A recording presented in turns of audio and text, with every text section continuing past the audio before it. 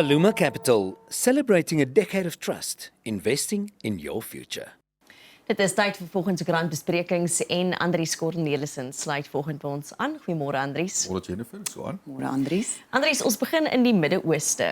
Ja, dis waar die fokus vandag is. Die wêreld se oë is op Israel, waar die gijslaers binne die volgende ure vrygelaat gaan word.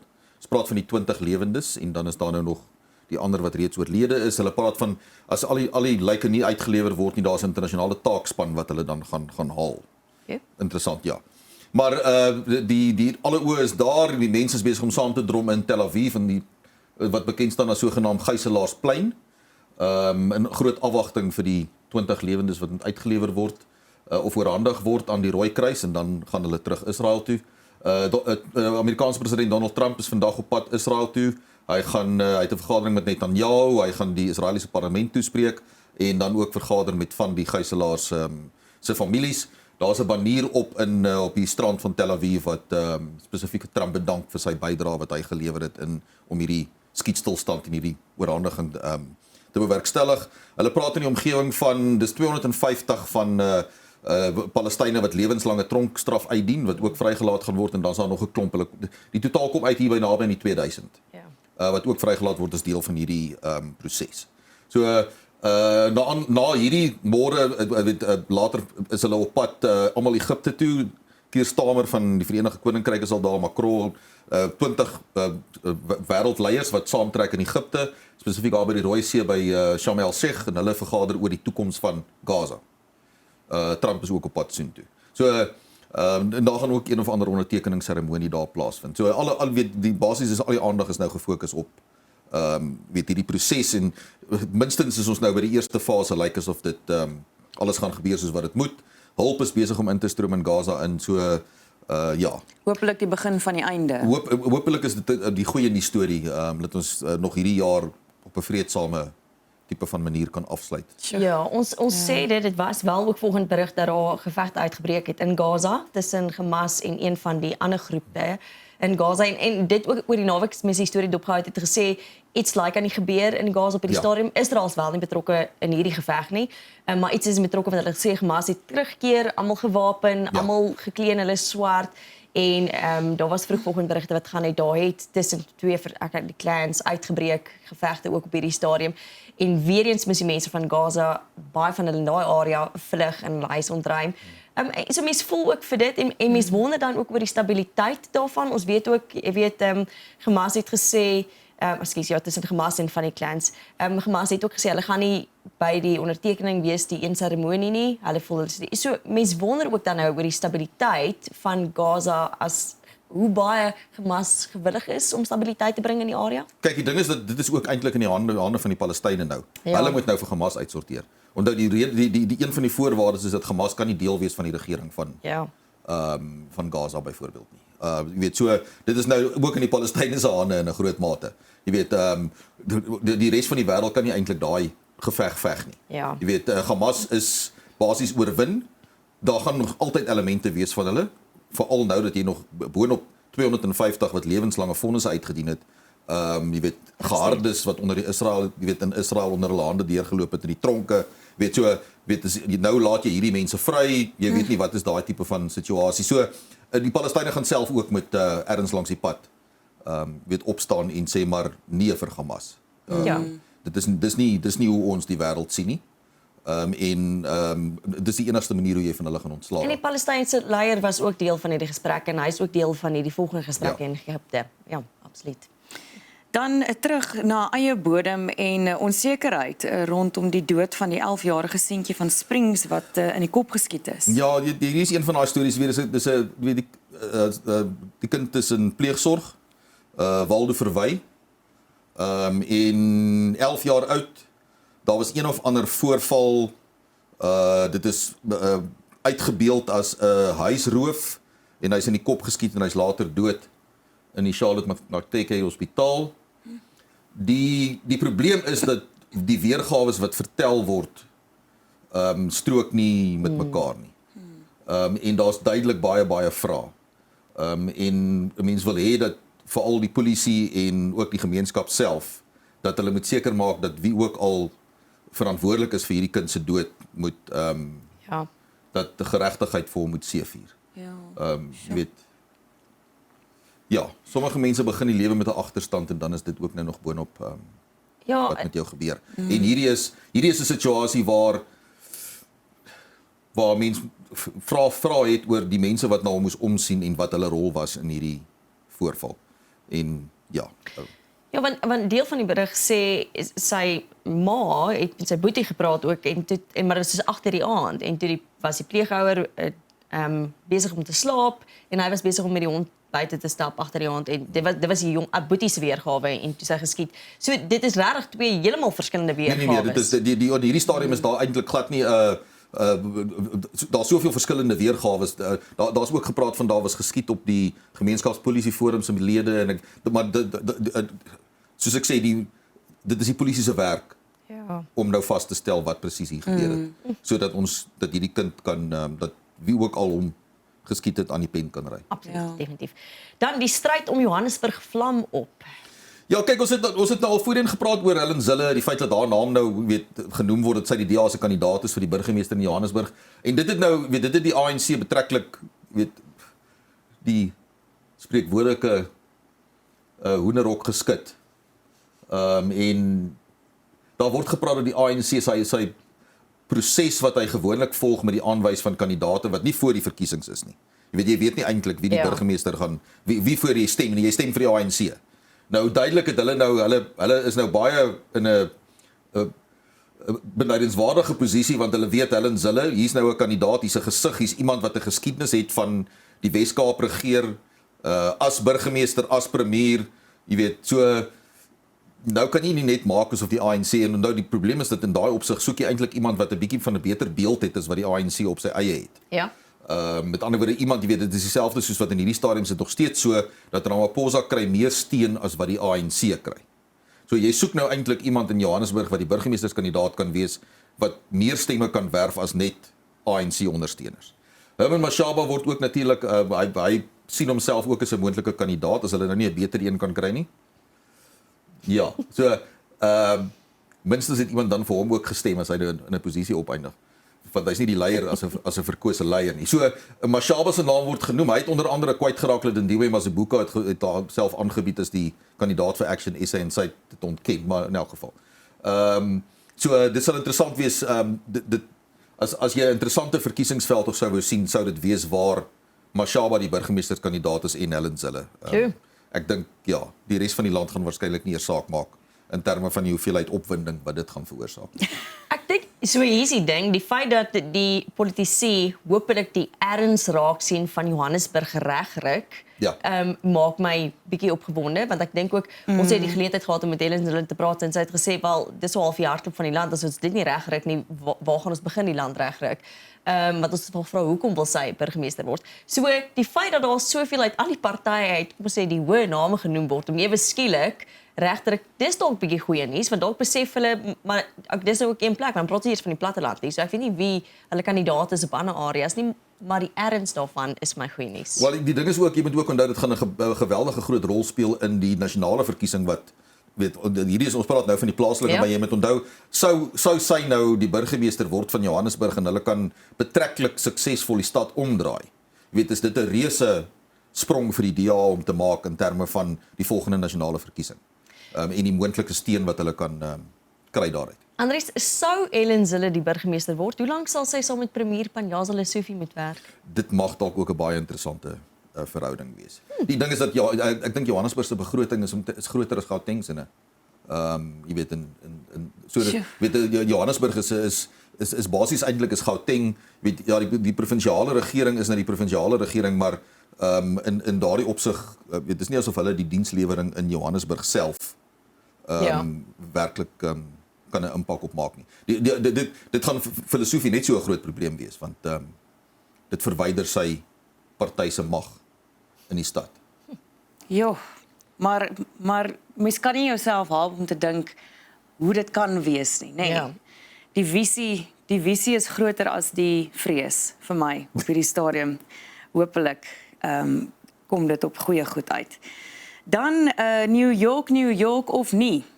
Ja, dis 'n baie interessante storie en die Sunday Times het verlede week daaroor berig. Dis in Oktober verlede jaar wat die Zandile Mhlongo sy werk vir die Umgeni Utukela Waterraad. Nou julle sal onthou weet die ouditeur-generaal, daar was al baie hulle finansiële bestuur is 'n totale gemors. Om die waarheid te sê, hulle sukkel om water te verskaf aan munisipaliteite en hulle word nie betaal nie. Daar's allerhande gemors met hulle finansies. Nou, wat toe nou gebeur het is hulle lyk my doen sulke borgskappe vir personeel. Hulle het die bedrag wat hier genoem word is dat in totaal was dit hier in die omgewing van R400,000. Dis sportuitstappies vir die personeel, onder andere Dubai toe in die Verenigde Koninkryk en hierdie een die dame Zandile Mhlongo sy het ingaan hardloop in die New York Marathon verlede jaar. En ja, R125,000 vir haar eerste klas vliegkaartjie. Hoekom sy eerste klas moes vlieg, dit kan ek nie vir jou sê nie. En dan moet dit nog so R77,800 vir lekker akkommodasie daar, jy weet, naby aan die wegspring en so aan. So wat toe nou gebeur het is hierdie toe nou op die lappe gekom, die Sunday Times het daaroor berig verlede week. Hierdie week toe is die man wat destyds vrae gevra het oor haar borgskap. Ja. Hy is hierdie week geskort. Want hoe het hy gedurf om in Oktober verlede jaar vrae te vra? So 'n jaar later is hy nou geskort omdat hy vrae gevra. Hy het eintlik haar borgskap van die hand gewys. Ja. Hy het afgekeer. Maar die uitvoerende hoof van Umgeni Utukela Water, Sibusiso Baronsela het hom overrule. Hy het besluit maar hierdie is eintlik wat gebeur is, hy neem sy magte as uitvoerende hoof oor en dis eintlik gross insubordination. En dit is waarvoor hy toe nou hy is uitgemarseer uit die gebou uit verlede donderdag en hy word nou aangekla van omdat hy nou dissiplinêr word hy aangekla omdat hy nou destyds die borgskap afgekeer het, maar die uitvoerende hoof het toe net die borgskap goedgekeur later. Ek wil nou nie voordele wegvat van enige werkers af nie, maar hoe as jou werk is om aan mense water te voorsien en hulle kry nie eers dit reg nie, is al voordele soos sportborgskappe en hulle praat van tussen R10,000 en R500,000. Waarop hy kan afteken, ja. Waarop hy kan afteken. Hoe? Wel, die ding is, hulle het ook verlede week is daar besuinigingsmaatreëls voorgelê aan die personeel, want hulle moet geld spaar. Dit gaan nie goed met die finansies van die waterraad nie. Ek weet ook nie, jy weet, as jy borgskap doen, dan moet daar iets vir jou in wees. Wat is die, jy weet, tensy dit 'n byvoordeel is, en dan moet jy belasting daar betaal as 'n werknemer. Wat ek sou dink SARS behoort te kyk hier na dit, daai was basies 'n R200,000 skenking aan haar. So dit behoort eintlik belasbaar te wees. Ja. Andries, nou voer ons ook helikopters uit en ondersteun moontlik rebelgroepe? Ja, maar jy sien die ding is dit ons weet nie eintlik hiervan nie. Dit gebeur net en ons weet dit nie.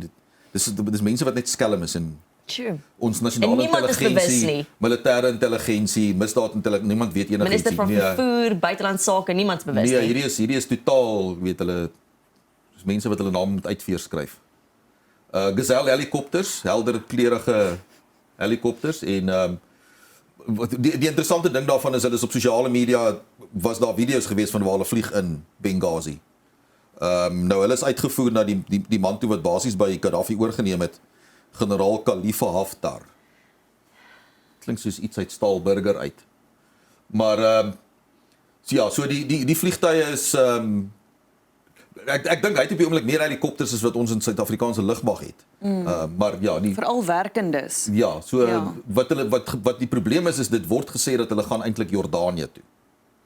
Maar dit lyk vir my dis hierdie Russiese vliegtuie, die Illusions, hulle sit die senders af en dan basies verdwyn hulle van die radar af en hulle weet nie waar hierdie vliegtuie dan uiteindelik land en so nie, maar daar's die foto's van die vliegtuie en daar's video's van waar hulle vlieg in Benghazi. Mooi ingelit vir die generaal. Maar dit het nou te doen met en hy is die rebelleleier, want hy is nie die amptelike regering van Libië nie.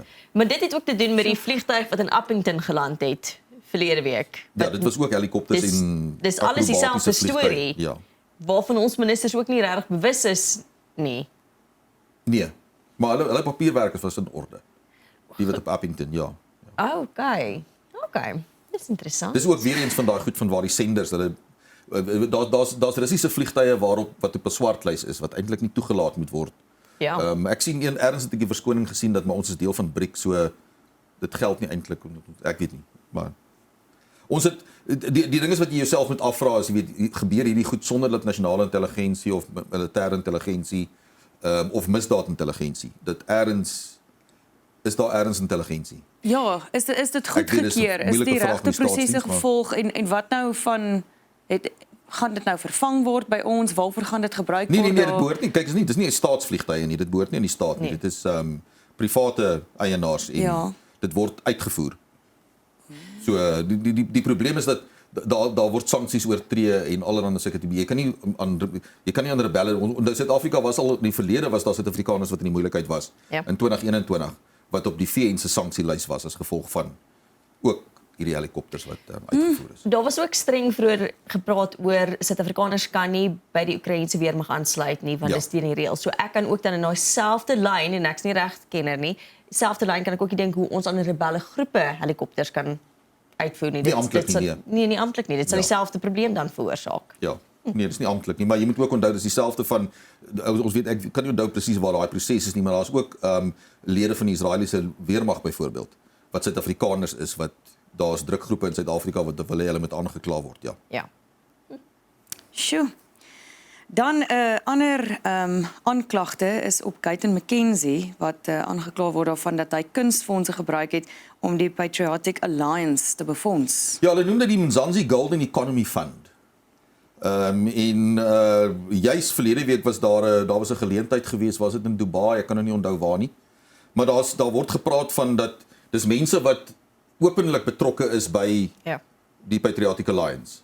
En hulle kry lekker geleenthede in konserte en borgskappe en verteenwoordig Suid-Afrika op plekke en sulke goed en eintlik gaan dit oor hulle bande met die Patriotic Alliance. Onder andere word daar beweer dat dit geld van die Suidoosterfonds en die KAK&K byvoorbeeld is wat geherkanaliseer is na ander plekke toe. Don't touch me on Kyk, my daar's baie vrae oor Gayton McKenzie. Jy weet daar's uit sterk aanhangers. Maar ja, daar's vrae oor die soort mense wat betrek word en wat gebruik word in die departement of wat aangestel is in komitees en goed en wat hulle bande spesifiek met die Patriotic Alliance is. Weet jy, maar dis die ou kaderontplooiing ding, jy weet Ja. jy laai plekke met jou mense want hulle moet die besluite neem wat met jou saamstem. Ja, hierdie was interessant want ons het verlede week gepraat oor die feit dat minister nog pa staan oor die feit dat die kunste nie genoeg geld kry nie, Ja. die kunstefeeste nie genoeg ondersteuning kry nie. En toe kom hierdie artikel uit van feeste wat ondersteun word, maar baie van die mense wat daar sing of optree is PA-lede of het al by PA spesifiek goeders opgetree. Hulle het almal uitgekom om te sê, jy weet, hulle is nie daar as 'n PA-lid nie. Hulle natuurlik sal hulle se kunstenaar want hulle is nie daar, hulle word net betaal, hulle word geboek deur 'n derde party, maar ek dink vir my lê die groter probleem is dat die komitee wat hierdie geld moet versprei ook PA-lede in het en ek voel daai komitee wat moet besluit waarna toe hierdie geld moet gaan in die kunskultuur moet onafhanklik wees. Ons kan nie net gaan wat party sê jy mag geld kry nie, want alle kunstenaars en daar's soveel verskillende kunstenaars kort hierdie ondersteuning geld en ek dink ons kort antwoorde van Gayton McKenzie af en daar's heeltemal te veel vrae deesdae om hierdie. Korrek. Hey. Dan Natin Tetwa is te rustig gelê. Ja, dit is ons het 'n verlede week gesien, jy weet daar was baie vrae gewees rondom presies wat gebeur het. Ek dink 'n mens moet weet ons dit gebeur gewoonlik, jy weet wanneer iemand tot sterwe kom dan het hulle op water geloop. En dan skielik hou die vrae op, jy weet mense wil mos nou nie die voorvaders kwaad maak en weet sleg praat van die dooies en sulke goed nie. Die probleem is net verlede week weer is sy naam genoem voor die ad hoc komitee dat hy wat Natin Tetwa is en Jacob Zuma. Ek het gewag dat daar want dit vir my baie lank gevat voordat ons by sy naam uitgekom het. Dat hulle ingemeng het in misdaadintelligensie. En daar was al baie beweringe in die verlede van Zuma en die sogenaamde slush fund daarby by misdaadintelligensie. So weer eens is sy naam genoem. Daai vraag gaan ons nou nooit beantwoord kry nie. Want die ANC het hom, jy weet, hom gesalf tot 'n gallant leader waarna hy verwys is. Ek bevraagteken nie sy leierskap en ek sê net dat hy moes die geleentheid ons is beroof van die geleentheid wat hy die vrae moes antwoord. Want nou word sy naam genoem, sy naam gaan waarskynlik nog weer genoem word. En ongelukkig is dit nou 'n gemaklike situasie waar op jou ou einde kan jy dit sê maar ons hoef dit nie amptelik te sê nie, maar eintlik Nathi Mteto was eintlik die slegste van die klomp. En dit is nie noodwendig waar nie. Want jy gaan nie die geleentheid kry waar hy die vrae kan antwoord en presies waarom hy gedoen het, wat hy gedoen het. En ons weet dat jy weet hoe sterk Zuma se hand was en al hierdie goed. En ek wag om te sien wanneer ons vir Zuma gaan, want ek betwyfel baie sterk of hy enigstens gaan opdaag om te getuig Vrae voor te die antwoord. komitee of voor die Madlanga kommissie. Ek betwyfel dit. Maar sy naam is genoem. Ja. En hy gaan weer genoem word. So ons sal met sien hoe dit Ja, ek dink die hart Uitspeel. jy is heeltemal reg. Ek dink baie keer as iemand afsterwe maak of hulle net die beste was en ek's regtig jammer, my meegevoel is saam met Ja, sy absoluut. familietjie.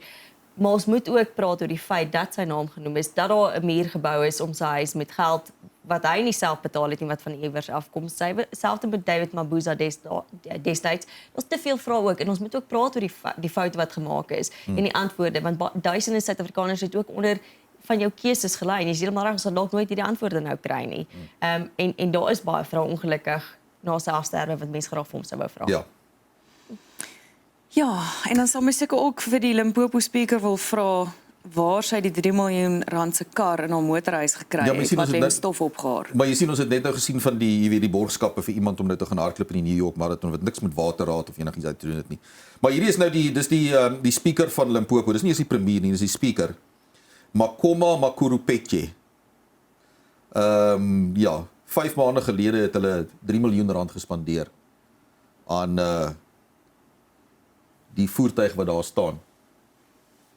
Die Mercedes-Benz wat GLE 450D. Hulle het 2 voertuie gekoop om die waarheid te sê, 'n BMW X5 ook.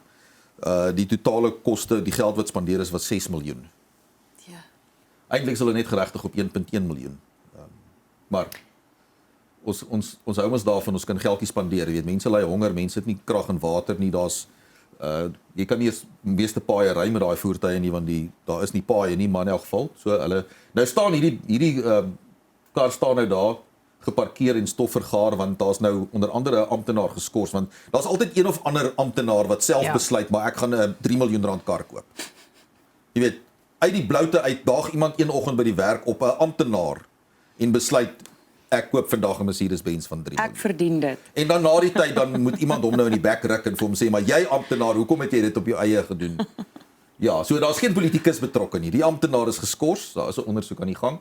Maar die kar staan nou daar, hy's nog steeds geregistreer op die Limpopo wetgewer. Die interessante ding is as jy kyk na die reaksie van die amptenary van die wetgewer, dan sê hulle maar, weet, hoe durf jy vra oor hierdie? Hoe het jy hierdie foto gekry? Want die feit dat die wetgewer is 'n nasionale sleutelpunt en is hierdie foto, dit is eintlik 'n oortreding van nasionale veiligheidswetgewing om nou hierdie foto te hê van hierdie kar en dis nog steeds, verstaan jy dat dis die amptenary verstaan net nie. Jy weet, dat iemand gaan vra oor hoe hulle die geld opvreet nie. Ja. Dit is nog steeds, dis is 'n Kwanazi verlede week wat ook van die media met verwaninligting op 'n polsmoord toe gestuur word en ek weet nie wat al. Hy leef in 'n droomwêreld. As dit nie vir die media was nie, was hy al lankal waarskynlik in die pad gesteek ook. Of in hegtenis geneem. Want dit is juis goed wat op die lappe gekom het wat eintlik jy weet, hierdie tipe van situasie blootgelê het. So jy weet, ek weet hy loop ook op water op die oomblik. Generaal Mkhwanazi, maar daar's ook baie vrae oor presies wat die motiverings was, sy koneksies met Masemola en Khumalo van misdaadintelligensie. Ja, so ons sal sien, maar Sibiya moet ook onder andere getuig. Ek dink dis vandag wat hy voor die komitee is. Ek dink daar's nog baie onbeantwoorde vrae en dis nie so eenvoudig soos om net een weergawe wat op die tafel sit is te glo nie. Ja. Daar's konteks aan goed. En ek dink mens moet ook onthou dit is juist te danke aan die media konferensies ook dat ons so baie inligting het, dat ons so baie weet, dat ons baie en aanspreeklikheid. Kyk, dat daar media is met agendas dit was nog altyd so. Absoluut, ja. Dat daar slegte media is, dat daar slegte joernaliste is, was nog altyd so. Soos wat jy slegte prokureurs kry, slegte politici, daarom sleg. Maar staatsamptenare wat goed en sleg is, polisielede wat goed, dit kry jy in elke beroep. So dis nie 'n vreemde verskynsel nie. Maar mens moet minstens weet met watter agendas jy te doen het. Absoluut. Andries, dan sluit ons af met 'n goeie storie, 'n jong man wat golwe maak. Die jong genie Ja. van Christiana Gekombineerde Skool in Noordwes. Ja, Andrei Loupsher, 16 jaar oud, hy het al 'n paar boeke uitgegee. Hy is besig met sy 3de boek in sielkunde. Hy's 16. 16. Wow. Ja. Dis 'n man met 'n kop op sy skouers. Ja. En hy wil gaan regte studeer, maar eintlik sielkunde is hy. En hy het begin by hy het 'n sielkunde handboek, sy ma se regsgeleerde en hy het 'n sielkunde handboek van haar en toe het hy nou al sy belangstelling ontwikkel in sielkunde en hy verskyn in internasionale sielkunde joernale en ja, Wow. hy is op pad na plekke toe. Onder andere die ding wat hy later in die jaar uitgee is, sy derde boek is The Happiness Doctrine, Happiness is Overrated. Word in Desember gepubliseer. Dit fokus op die moderne konsep van geluk en betekenis. Wow. Dis indrukwekkend om Baie op 16 jou derde boek uit te gee. Dis werklik, dit is wonderlik ook. Hou ons naam hoog. Hy word ook gesien as moontlik die jongste persoon wat amptelik gepubliseer is in van hierdie Korrek. joernale. Ja, En hy het reeds 2 diplomas in sielkunde verwerf. korrek, ja. Wow. Kyk nou net, daar Ons het al inspireer gereed ons gepraat almal. oor jy is nooit te oud nie, maar blyklik is jy ooit nooit te jong. Nooit te jonk nie, ja. Sjoe. Ja, ek weet, dis indrukwekkend. Adries, baie dankie vir die saamgesels vanoggend. Jy moet 'n heerlike week verder. Selfe vir julle. Aluma Capital, celebrating a decade of trust, investing in your future.